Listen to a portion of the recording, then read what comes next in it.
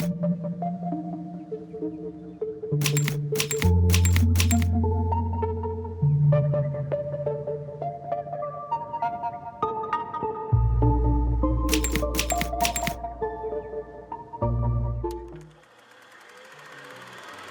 name is Andrew Watts. I'm a sixth-year PhD student here in the Department of Communication, Media, and Film. So I did my master's in film and photography preservation out in Toronto, and I had an internship at Library and Archives Canada, which is Canada's National Archives, and my research is focused on 28mm film.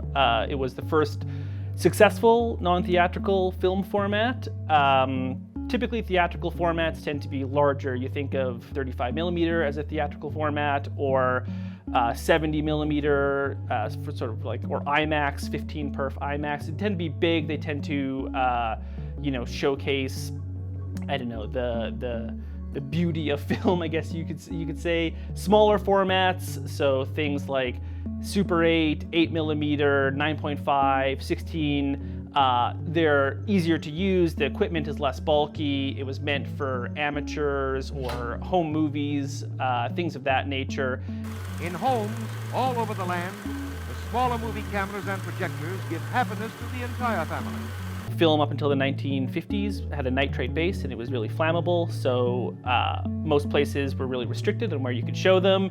So non-theatrical film was film that was safe enough to be shown outside of a movie theater, say in churches or schools, institutions, things like that. And I'm tracing the history of 28mm from its introduction in France as sort of an entertainment format, I guess, pitched as an entertainment format for European elites, to its eventual adoption here in Canada by both federal and provincial governments as a tool of education, propaganda, nation building, etc., etc. Great industries tell their magic story. Modern business uses the screen to teach and to sell. Within Canada, it was pretty much widely used across almost all provinces. Some of my research is still ongoing, so there's a bit of an asterisk there, but Ontario really used it a lot, and Alberta really used it a lot. And specifically within Alberta, it was through the Extension Department of the University of Alberta. And Extension departments were these kind of common things at the turn of the 20th century where universities would have programs meant to educate rural people who might not have access to schooling. And so they were using sort of emerging technology at the time, whether that be photographic slides for education, visual education, or film. And 28mm was a perfect opportunity for a predominantly rural audience. You could show it, like I say, in churches or in school halls, things of that nature. But yeah, it seems like Alberta, next to Ontario, Alberta was like the biggest proponent of film as a means of educating the uneducated.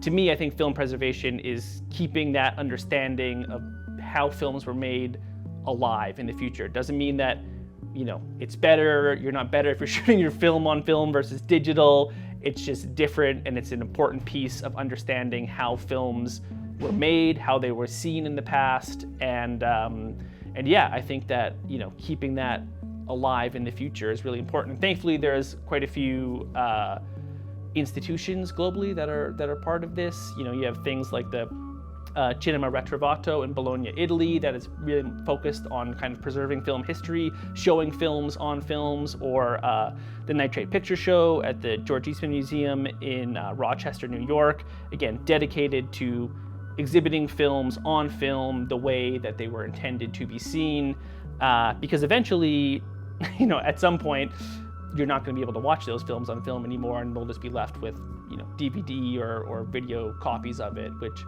is fine, but it's not the same. The theater screen gives pleasure and enlightenment to millions every day.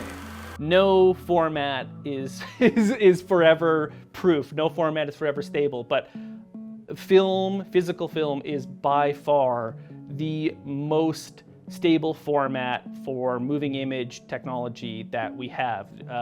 Of course, there's like really famous examples, like in Dawson City, they found a bunch of old nitrate films that were buried in like concrete in a pool, and when they were digging up this area, they found them. You were able to clean those films up, and 100 years of being underground, and there was still an image, some sort of an image that could be lifted off those, right?